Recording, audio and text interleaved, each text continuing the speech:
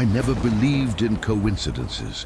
20 years covering tragedies taught me that there is always a connection, even when everything seems like chaos. I am Ethan Carter, reporter for the Arizona Daily Sun, and if I am writing these lines today, it's because my life has become a spiral of fear and dread ever since I saw Andrew Mercer's work. It all started with an anonymous call months ago. They said my name hurriedly, interrupted by static. "You need to meet a painter in Sedona. He's predicting the end of the world." I laughed on the inside. Sedona is famous for strange stories, energy vortexes, flying saucers, people lost in the desert. But I agreed to investigate, more out of boredom than conviction. The first visit to Mercer's studio revealed an unsettling beauty. Walls covered with paintings, desert landscapes, sun-scorched. Mountains and always, in at least one canvas from each batch, a solitary figure on the horizon. It was like an echo, a distant shadow hovering between sky and sand. Andrew called this presence the man who painted the end of the world. Our contact was brief. Mercer barely spoke. He painted as if he were possessed, ignoring everything around him. I returned to the newspaper, jotted down some notes and forgot about the story, until everything changed with the forest tragedy. On the night of July 17th, a fire devastated a reserve near Sedona. Hikers died, trees turned to dry logs, the sky dawned blood red. The strange thing? 2 days before, Mercer had finished a painting with the very same scene, the same burned branches, steep trail, smoke swallowing everything. The resemblance was frightening. I showed the image to the investigators. They said they didn't understand either. "Maybe it's an omen," whispered the locals, "or just bad luck." The mystery grew.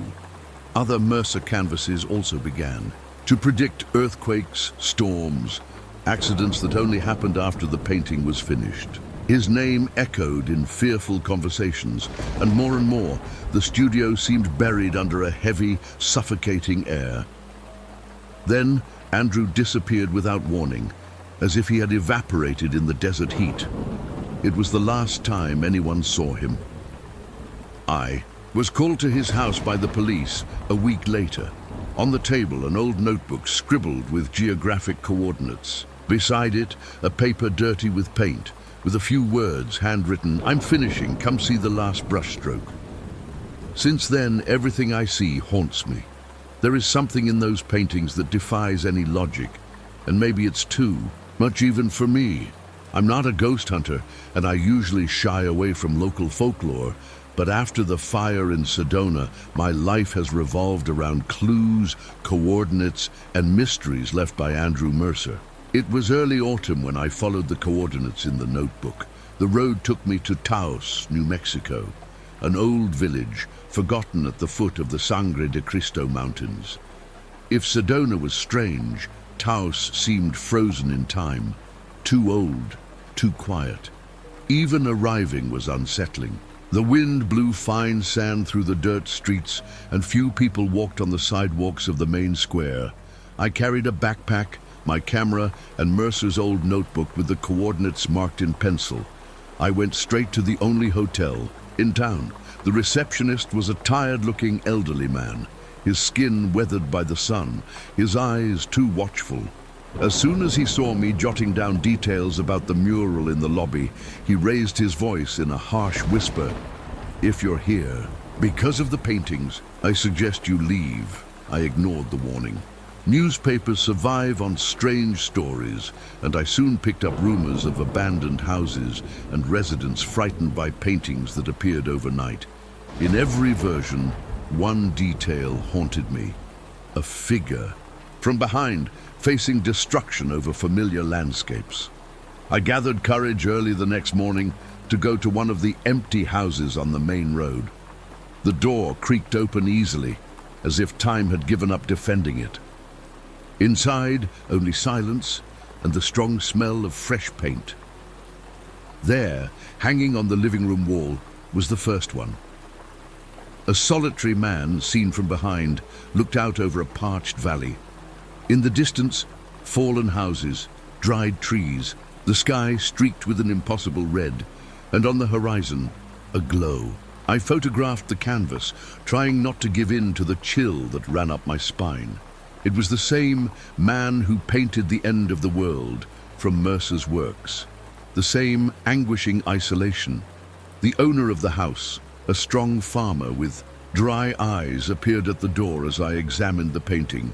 "That man is an omen," he said bluntly. "Ever since the painting started to appear, some animals have disappeared.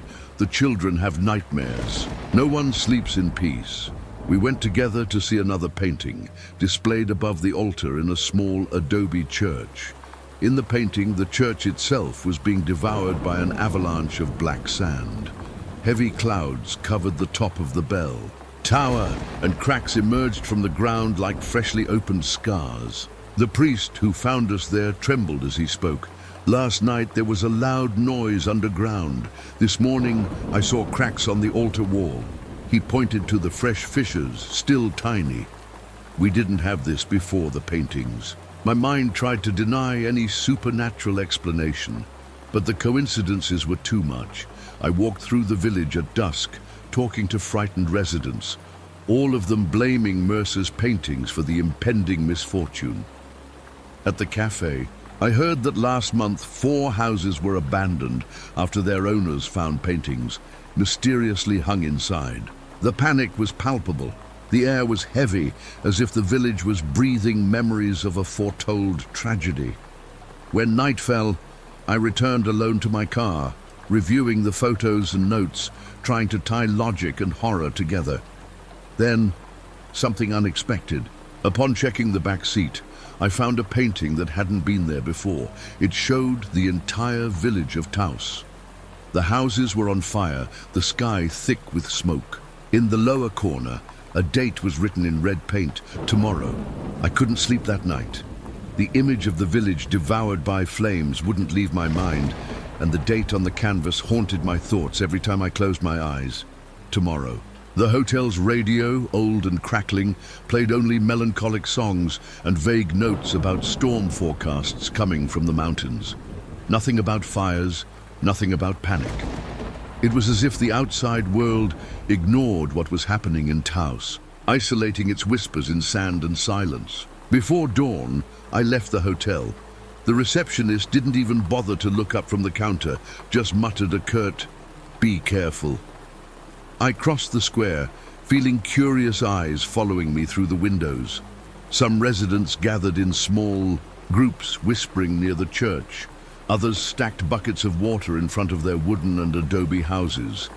It was the kind of collective fear that spreads even before tragedy strikes. I decided to investigate, trying to find a logical explanation. I photographed the cracks on the church walls and, out of investigative impulse, measured the thickness of the sand slowly creeping up the streets. In some places, it already covered the bases of the doors. The priest, in a nervous whisper, confided to me that the sand seemed alive. It crawled through the night, making its way to the altar. In another abandoned house, closer to the dry bed of the local river, I found a third painting. This time, the man from behind was even closer. His shoulders seemed burdened by the weight of disaster. The contours of his face disappeared. In the shadow of his hat, in the background, the old Taos Bridge collapsed in the midst of a sandstorm. I had the absurd feeling that, with each new canvas, this man came closer, as if he advanced by millimeters every time someone discovered his portrait. It was already late when I noticed the red lights flashing behind the hills. A distant siren cut through the silence, rising, echoing across the sleeping village. My heart raced. Reality was rapidly aligning with the silent prophecy of the paintings. I ran to my car, nerves pounding in my chest. I had barely locked the doors when black sand began to blow violently outside. The wind howled between the houses, bringing with it the smell of smoke and unbearable heat. The last thing I saw before passing out in the car was the figure of a boy running down the street, calling for his mother, as flames rose in the distance above the village rooftops.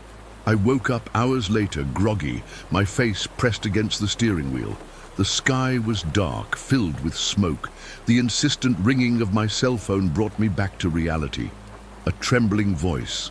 The priest was asking for help. The church was collapsing. People were buried by sand and fire.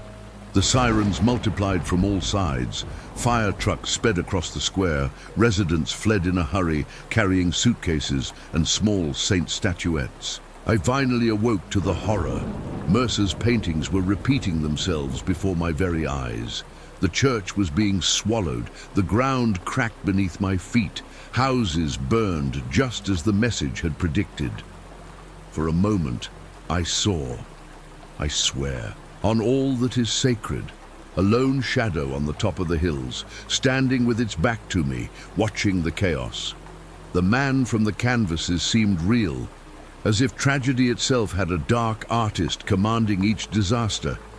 I buried the prophetic canvas in the trunk and fled, speeding away without looking back. In the rearview mirror, flames consumed Taos. In my mind, Mercer's note rang like a malignant whisper. I'm finishing. Come see the last brushstroke. Questions echoed with every jolt of the car as I fled under the first rays of the new day. Where was Mercer? How long did I have before becoming just another figure lost on the horizon of his paintings? Before leaving, I looked one last time behind me. Taos was disappearing under a smoky sky, swallowed by the oil-painted prophecy. There were no more doubts. Andrew Mercer saw beyond the present. His canvases were warnings of an end, advancing too quickly to be stopped. I drove to the intersection that left the village behind and stopped the car. Gripping the steering wheel, I felt my hands trembling. I etched into my memory the details of that night. The frightened faces, the smell of hot sand and fresh paint, the motionless figure on the hills. There, alone on the road, I repeated softly the words Mercer had left in his note. I'm finishing. Come see the last brushstroke. I never thought a foretold death could be so beautiful and so terrible at the same time. From that day on, I knew my life, like Taos, was also on the edge of the abyss, and that somehow, that man with his back turned, real or not, was waiting for me somewhere ahead. I haven't slept well since my escape from Taos. In the cheap hotel of a neighboring town, the smell of smoke and sand still seemed stuck to my skin. I spent hours reviewing the photos of the paintings, enlarging details, trying to understand where Mercer was and why he had chosen that village to announce disaster. More than fear, I now felt a dark urgency.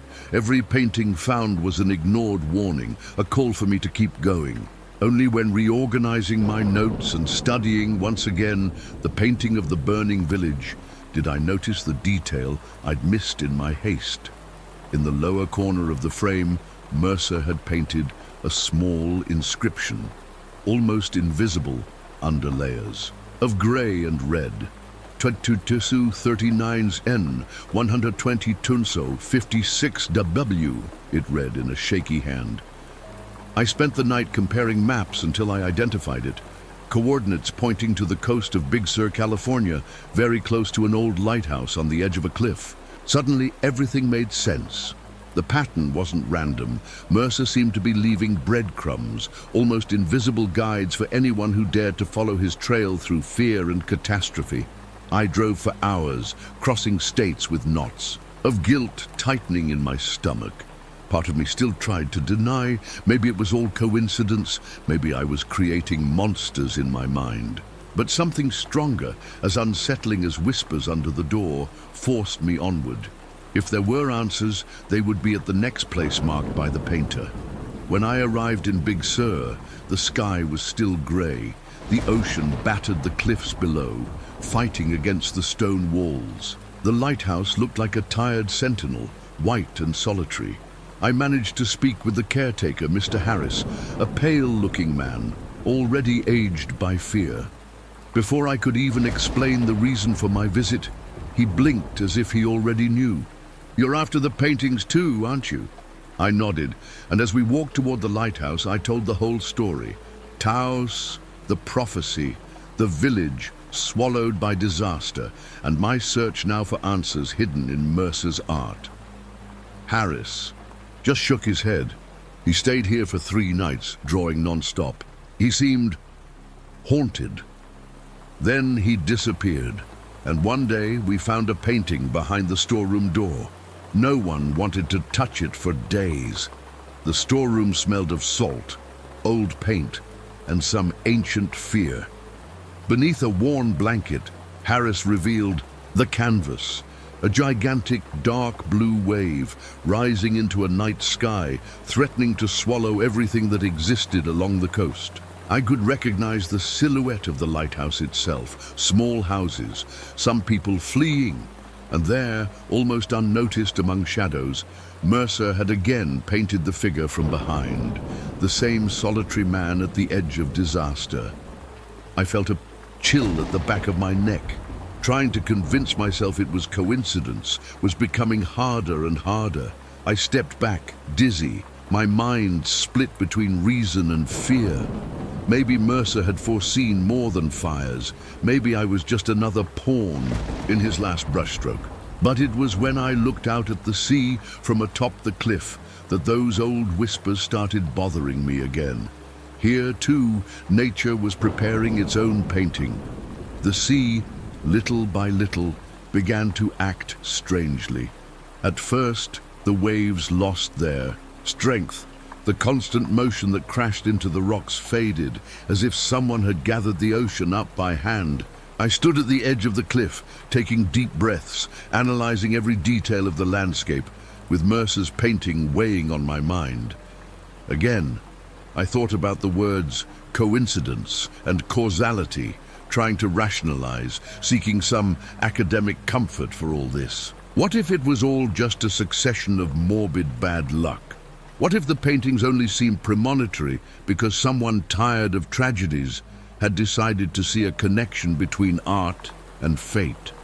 Yet, every time I questioned it, memory brought back those whispers in Taos, the terrified faces, the sand rising through the streets exactly as Mercer had predicted.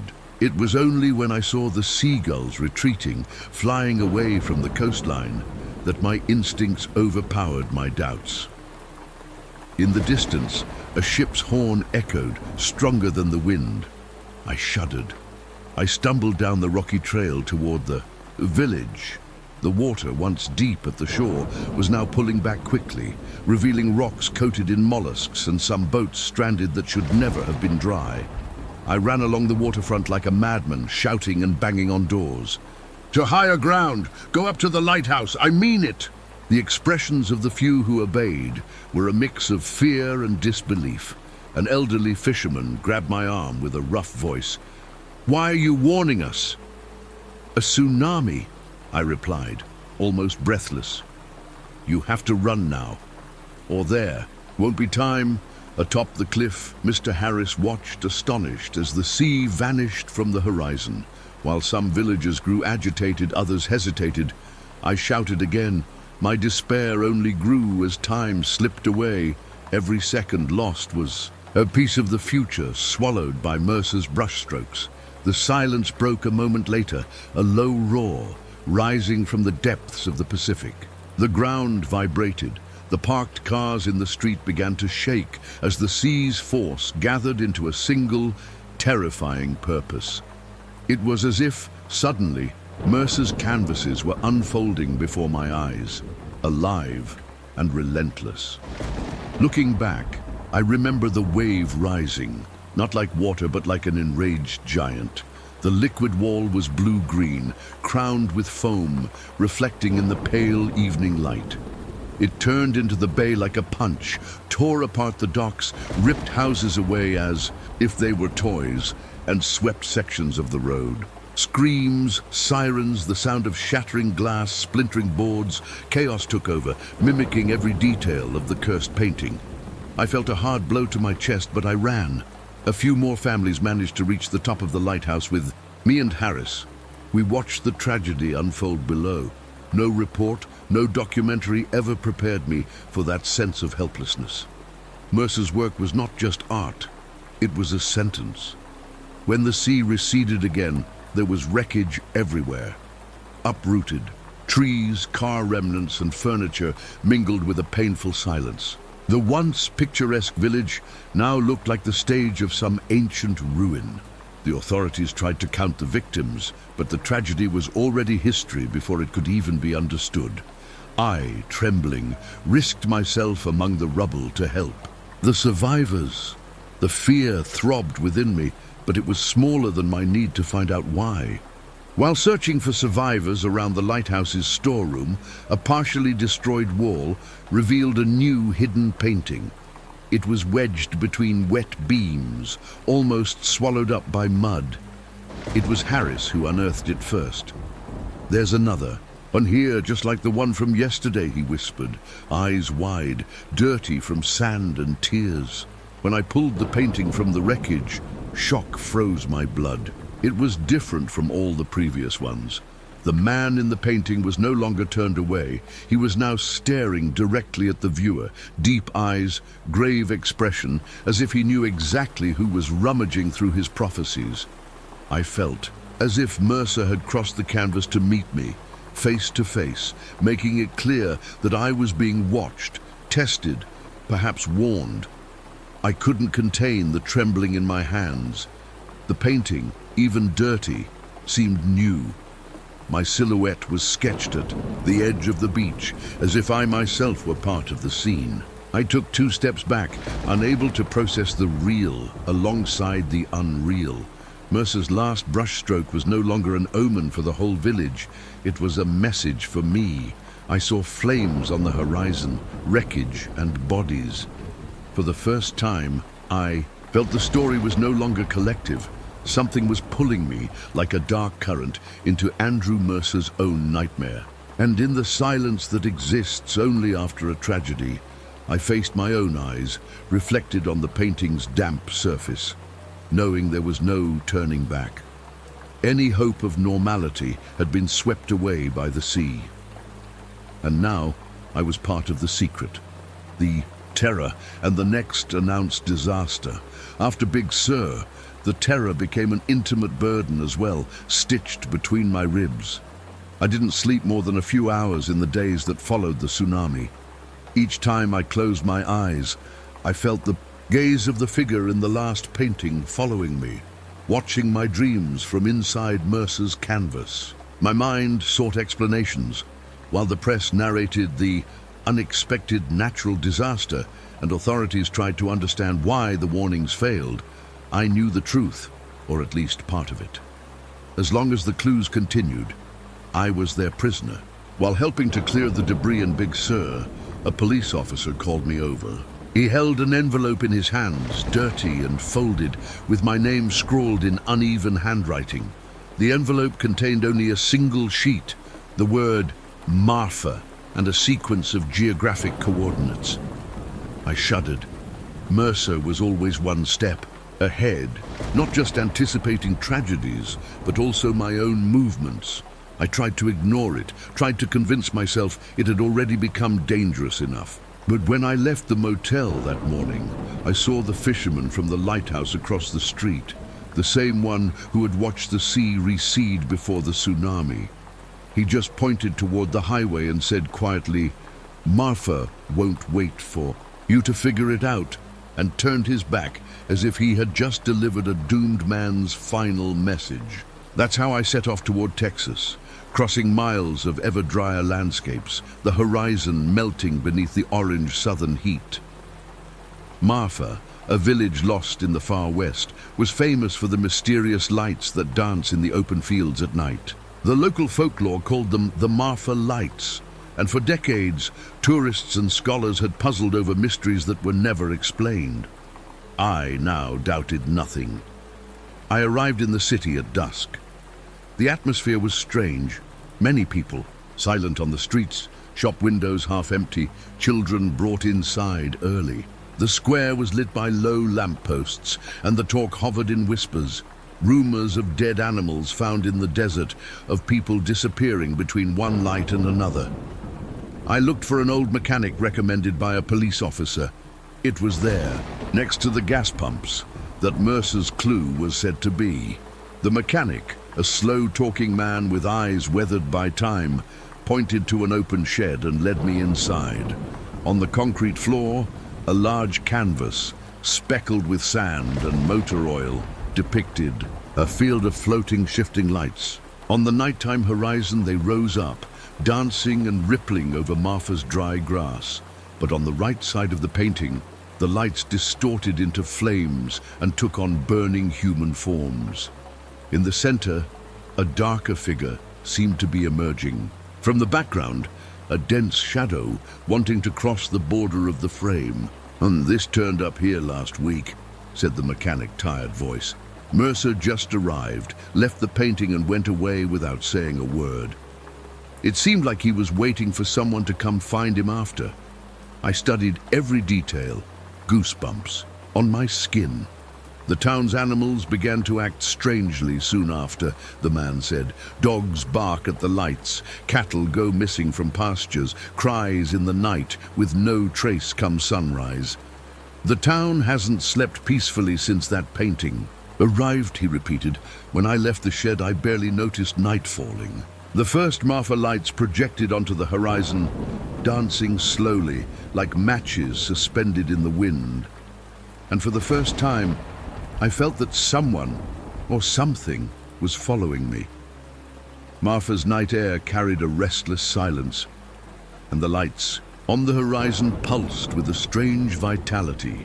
It was impossible to tell if they danced aimlessly or traced out some secret pattern, as if woven in an ancient language lost to time and desert. I walked along the edge of the dirt road, eyes fixed on the patches of light and the shadow that seemed to slither behind me, as though Mercer's painting had opened a silent portal to something else. The entire town seemed to sleep poorly. I heard doors slam, nervous barking slicing through silent intervals, the hurried footsteps of those who avoided crossing open streets at night. As the headlights of a passing car cut through the darkness, I saw unusual movement in the direction of the lights. Cattle gathered at the fences, some already fallen, lifeless, as if drawn by the same hypnotic call I felt. Marfa light legends never spoke of death until Mercer. From time to time, sudden flashes sliced through the night and the lights seemed to take on new shapes, swallowing everything around. People started to disappear, a boy named Joaquin last seen running toward the illuminated field, an old woman found soon after, eyes wide and fixed on the distant hills, unable to speak. My feet carried me to the exact spot shown in Mercer's painting, guided by impulse and instinct. The field was a sea of low grass, marked by footprints and the remains of animals. The wind now carried a burnt scent.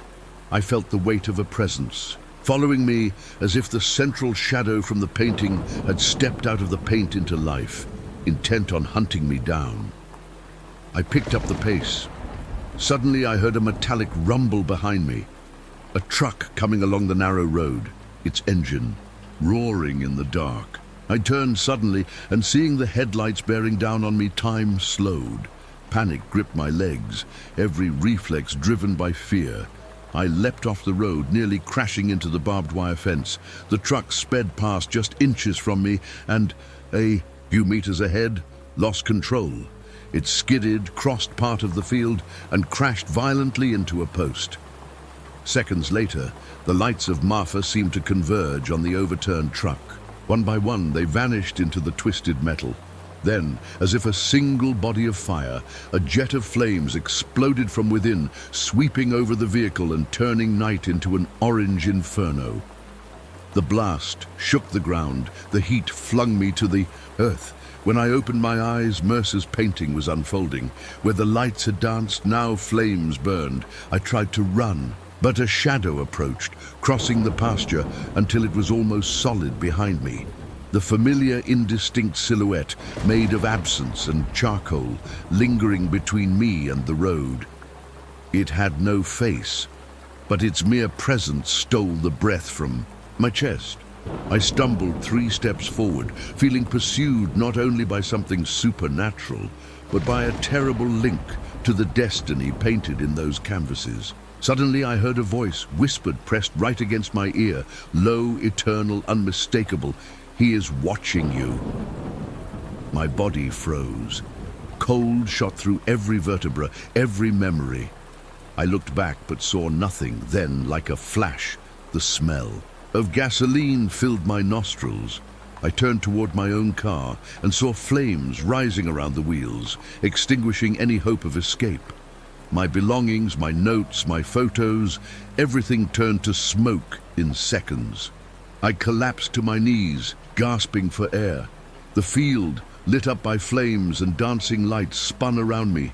Mercer's painting was no longer just a map of tragedies. It was a trap, and now I was part of the horror show itself. Before I lost consciousness, I heard another distant laugh, mixed with the roar of the fire. The Marfa lights kept dancing, and this was only the beginning of the next nightmare. The sound of the fire refused to leave my memory. I regained consciousness still in Marfa, lying on a rough bench in the local police station. The smell of smoke and burnt leather clinging to my clothes. An ambulance had found me unconscious at the side of the road, only meters from the field of fatal lights. And the fire department said my car had exploded so quickly that no one understood how. The fire started. I didn't try to explain. My words got lost in my throat, and for 2 days I survived in a haze, replying to nurses and police automatically, disconnected from reality. My only constant companion was my recorder, rescued intact by the rescue team and placed with my belongings in the hospital room. Only later, while the police were asking questions I didn't answer, did I notice the last object in my pocket, an old postcard, stained with ash and its edges scorched. On it were written the coordinates. Another message from Mercer, or whatever, was behind him. No one could tell me how the postcard had come into my possession, but there it was, like an inescapable invitation. Without money, car, or documents, I drifted. I hitchhiked with truckers, squeezed onto old buses, and slept on benches at gas stations between Texas and Arizona. The cut on my arm ached at every sudden stop, and hunger only heightened the sense of nightmare. But the urge to understand and to put an end to it, or the certainty that there was no longer any turning back, kept me going. It took some time to decipher. Between bouts of sleep and pain, the numbers danced in front of me, until I realized Grand Canyon, Arizona, an abyss that seemed the perfect stage for the end of a nightmare. I arrived at the Grand Canyon on a cloudy morning. The cliffs plunged into deep shadow.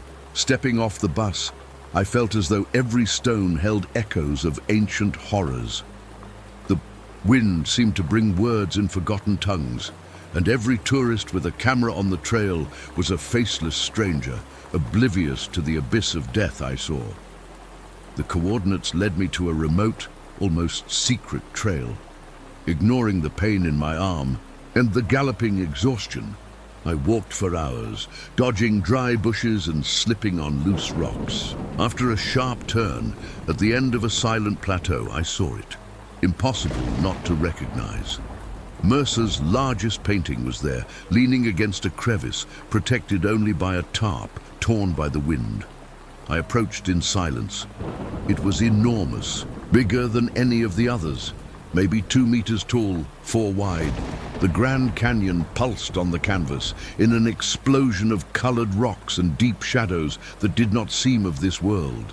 Right in the center, the figure of the man, but now he was looking at whoever arrived, his face undefined, hands closed around a palette, but this time not of bright colors.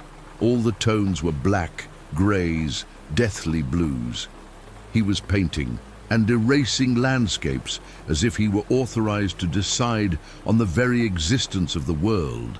For a moment I thought it was just another brilliant painting, a terror that would fit perfectly in any contemporary art museum. But I soon realized the mistake. The lines on the canvas moved discreetly, the shadows danced, and distant rocks seemed to slowly change shape. A dizzy spell hit me. The air grew heavy, as if I had plunged into ice water. Suddenly, I heard a deep echo, an impossibly ancient voice whispering inside my head. Words that weren't Mercer's, but something much older. Something was about to come out of that canvas. I stood paralyzed before the painting, hypnotized by the dance of shadows. I felt that, with every passing second, something inside me was being sucked into that landscape of slow, eternal rocks. The central figure, once just a blur, began to take shape. Its features darkened, hollow eyes slowly appeared, hovering over me with unnatural authority.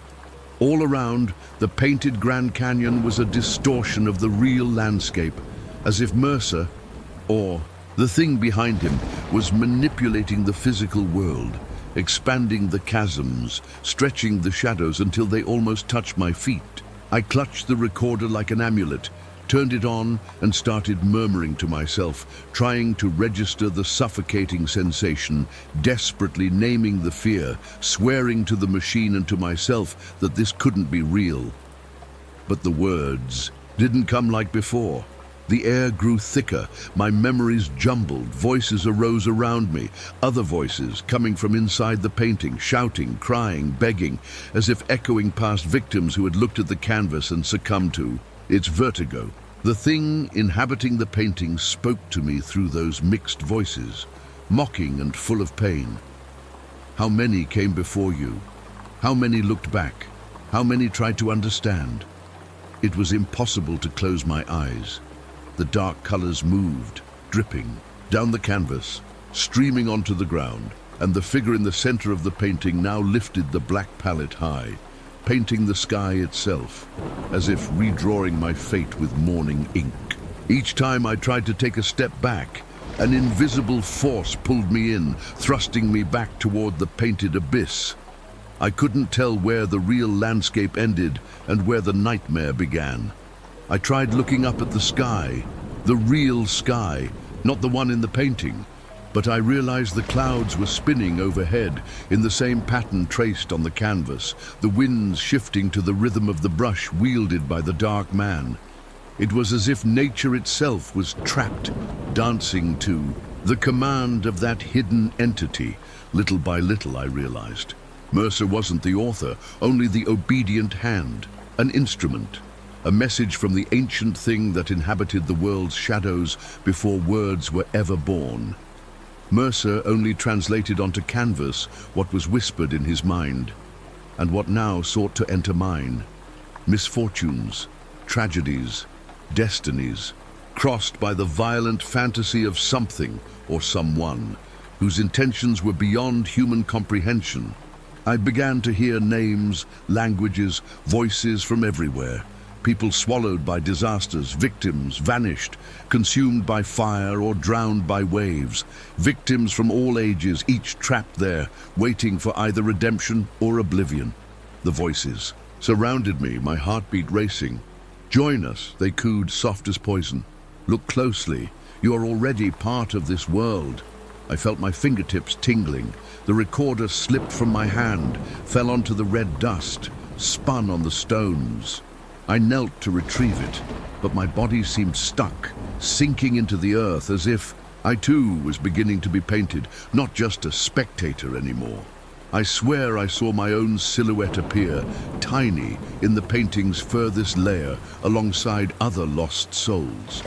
Desperate, I closed my eyes and screamed, lunging once more to try, to destroy the painting, to scratch it, to end that nightmare.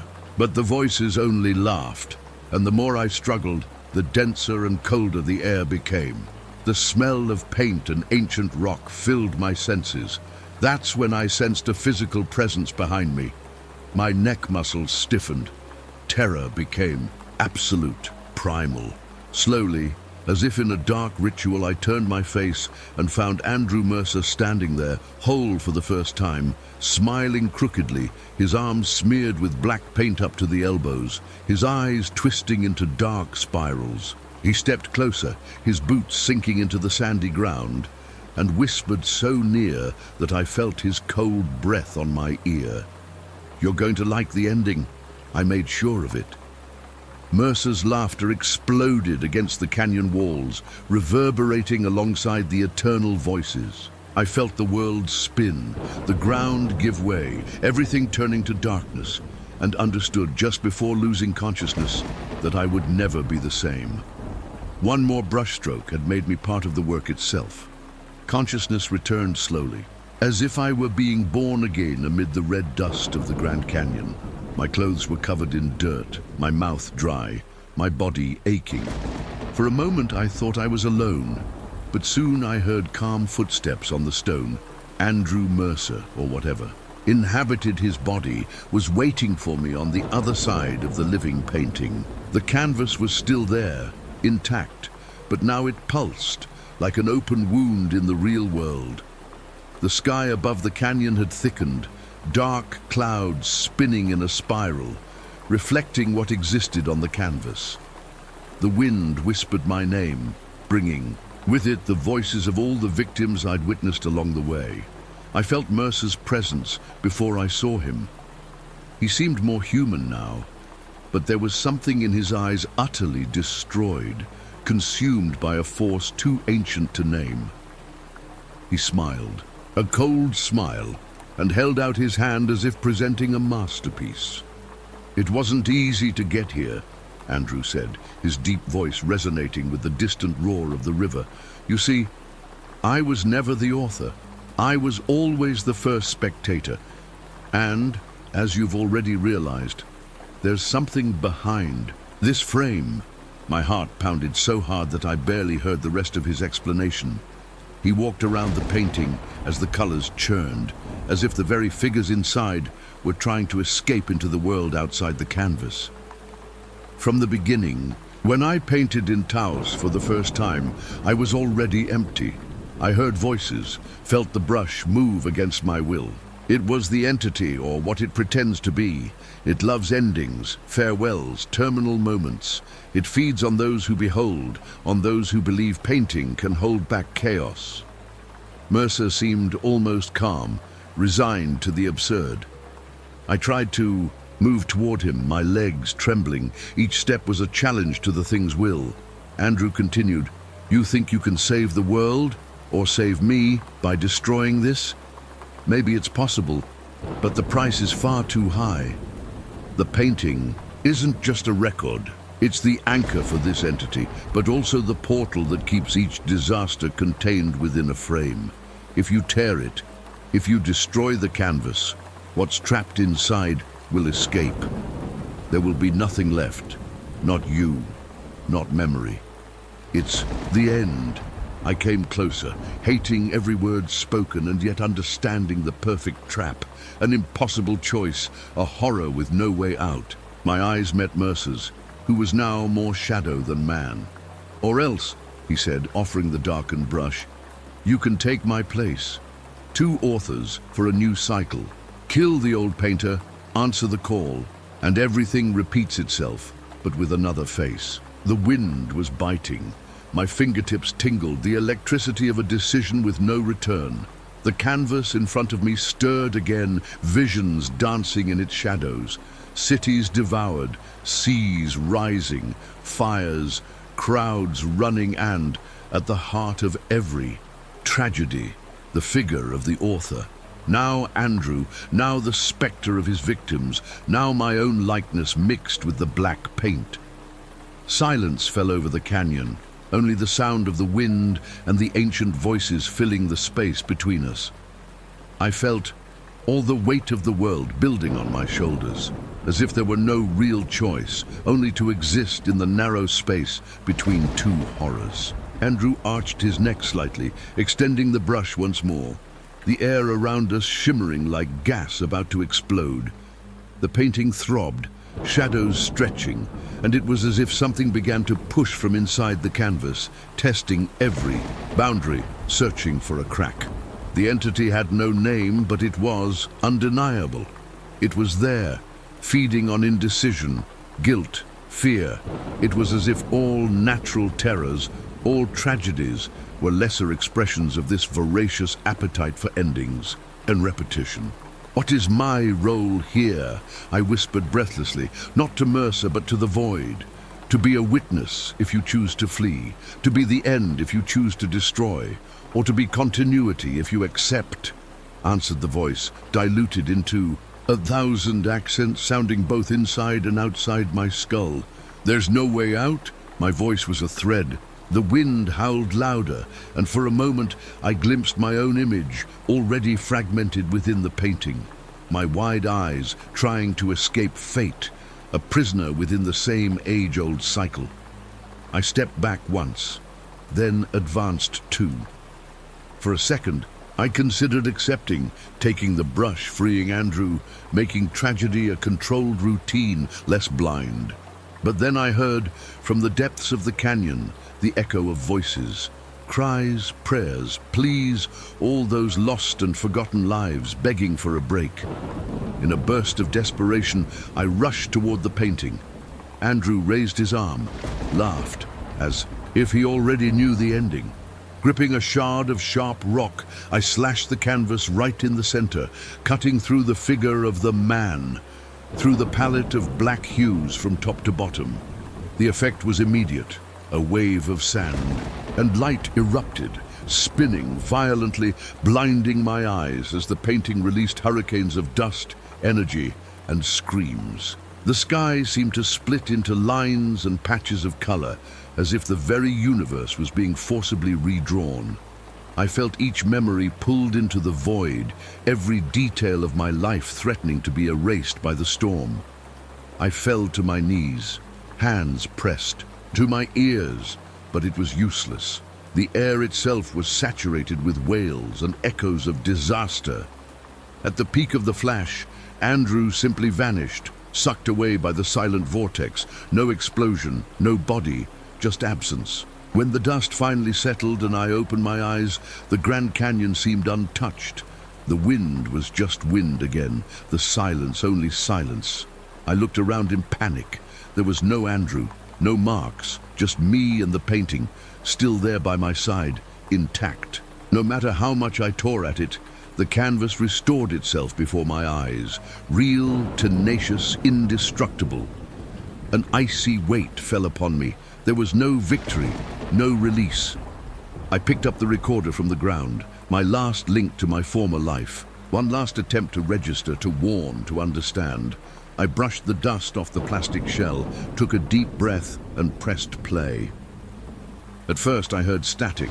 Then I recognized my own voice, warped, deep, as if someone had stretched it to the edge of madness.